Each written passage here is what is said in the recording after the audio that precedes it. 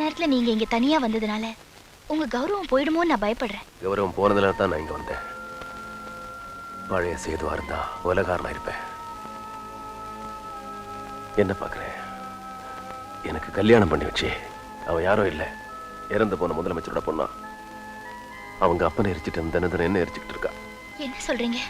ஆமா சரசு, ஓம் ஃப்ரெண்ட் என்ன ஏமாத்தி நான் கெடுத்துட்டேன் ஒன்ன ஏமாத்தி பொண்டாட்டிய தலைமையில உட்காந்துருக்கா.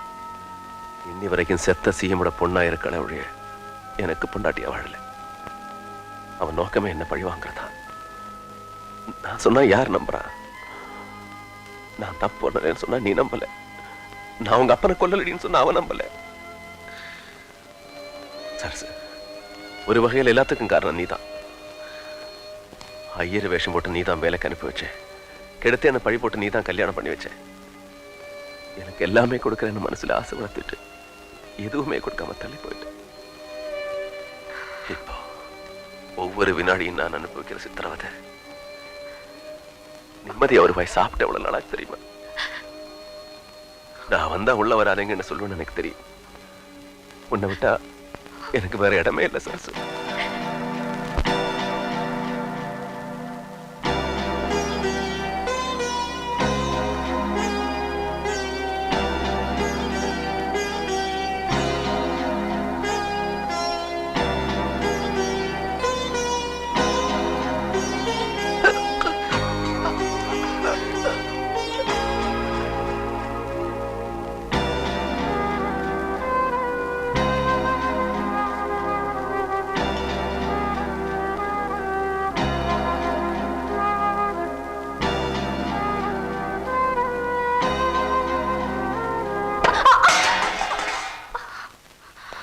நல்லா இருக்குடியம்மா, நல்லா இருக்கு. கள்ள புருஷனுக்கு சாப்பாடு ஊட்டுறியா?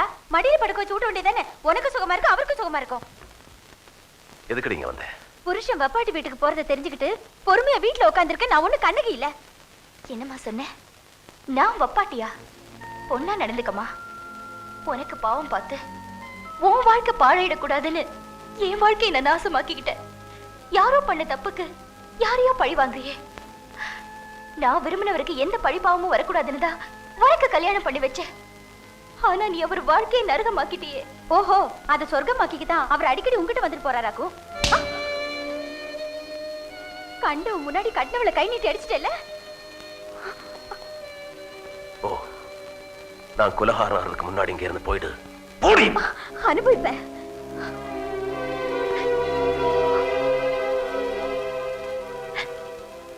வப்பாட்டின்னு சொன்னதுக்காக அழறியா? அவ சொன்னதுக்காக அழல. அவசரப்பட்டு நான் உங்க வாழ்க்கையை கெடுத்துட்டேன்னு அதுக்காக அழறேன்.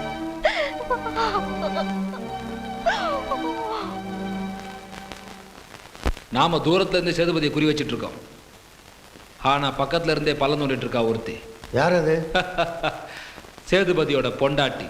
சிஎம்க்கும் அவன் பொண்டாட்டிக்கும் ஏக பொருத்தம்னு பேப்பர்ல பக்கமா கிழிக்கிறான் பாரு. அவ ரோடோட ஆடுறா, இவ மானம் ஊர் ஊரா பறக்குது. ஓ, எதிரிக்கு எதிரி நண்பனா?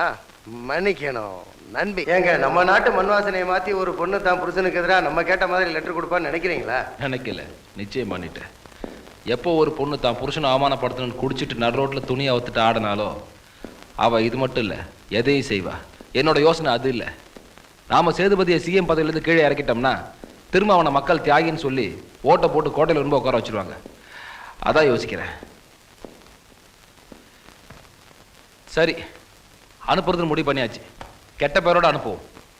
ஆளும் கட்சிக்கு கெட்ட பேர் உண்டாக்குன்னா 3 வழி தாங்க இருக்கு. ஒண்ணு, அரிசி விலையை ஏத்தணும். அரிசி விலையை ஏத்தி ஜனங்க கஷ்டப்பட்டு போராட்டம் பண்ணி அதெல்லாம் நாளாகும்பா. இல்ல மதவெறி தூண்டி விடணும். ஐயோ, அது கத்தி மாதிரி திருப்பி நம்மளையே குத்திரும். அது வேணாம்.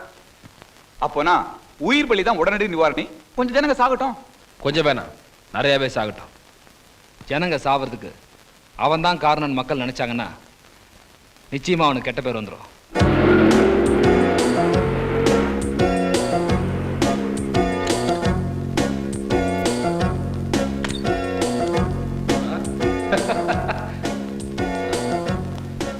வாமா வா, உனக்கு ஆயுசு 100. உன்னை பத்தி தான் பேசிட்டு இருந்தேன். என்ன பத்தியா? வருவாளா வரமாட்டாளான்னு பேசிட்டு இருந்தீங்களா? சே, நம்மள மாதிரி ஆளுங்களுக்கு நாணயம் தானே முக்கியம். இந்தாங்க. நம்ம உறவு இதோட முடிஞ்சிடக்கூடாது. எனக்கு இன்னொரு தொண்டு நீ செய்ய வேண்டியிருக்கு. செஞ்சதுக்கு காணிக்கையோ அடுத்ததுக்கு அட்வான்ஸுமா ஒரு 5 கோடி ரூபா வாங்கிக்க. நான் சொல்றதை மட்டும் நீ செஞ்சிட்டினா சிஎம் நிரந்தர கெட்ட பேரோட வீட்டுக்கு அமிச்சிடலாம். சொல்லுங்க. ஒன்றும் இல்லைம்மா, தெரியாமல் நான் ஒரு மெடிக்கல் ஃபேக்டரி ஆரம்பித்தேன்.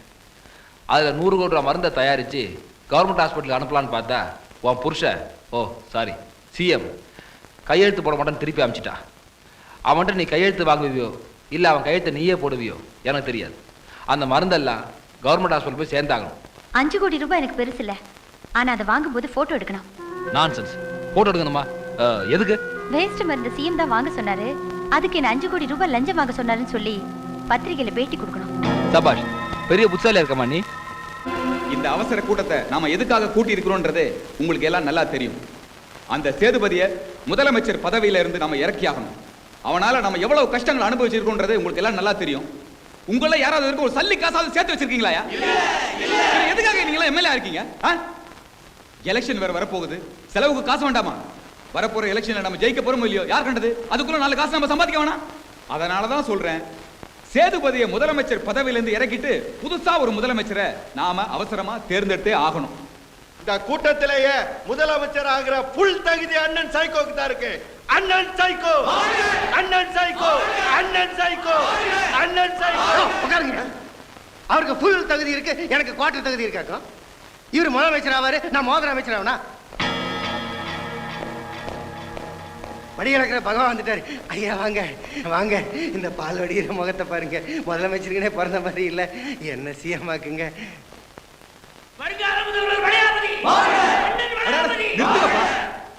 ஐயா, இவராவது தெரியாத்தனமா ஜனங்களுக்கு நல்லது பண்ணிருக்காரு, நான் அது கூட பண்ணது இல்லைங்க. அதனால நீங்க என்னதான் முதலமைச்சர் ஆக்கணும். ஐயா, இனிமே தெரியாம கூட நல்லது பண்ண மாட்டேன், நான் தான் முதலமைச்சர். ஐயா, பழைய முதலமைச்சரோட மணி விழாவை மரண விழாவா ஆக்குனதே நான் தான். அதனால நான் தான் முதலமைச்சர். நிறுத்தியா, அதெல்லாம் பழைய கதை. சேதுபதிக்கு எதிராக அராஜகத்தை தூண்டி விட்டு வன்முறையை வளர்த்து விட்டது யாரு? நானு.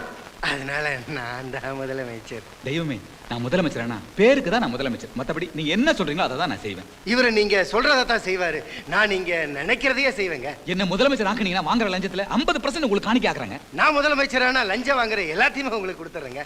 நான் பரவாயில்ல, இவன் முதலமைச்சர் ஆகக்கூடாது. நான் காட்டி பரவாயில்ல, இவன் ஆகக்கூடாது. நான் முதலமைச்சர் ஆகாட்டி பரவாயில்ல, இவன் ஆகக்கூடாது. நான் காட்டி பரவாயில்ல, இந்த நாய் ஆகக்கூடாது. நான் பரவாயில்ல, இவன் முதலமைச்சர் ஆகக்கூடாது. நான் காட்டி பரவாயில்ல, இவன் ஆகக்கூடாது.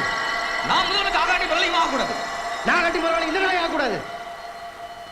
நான் ஆயிட்டுமா?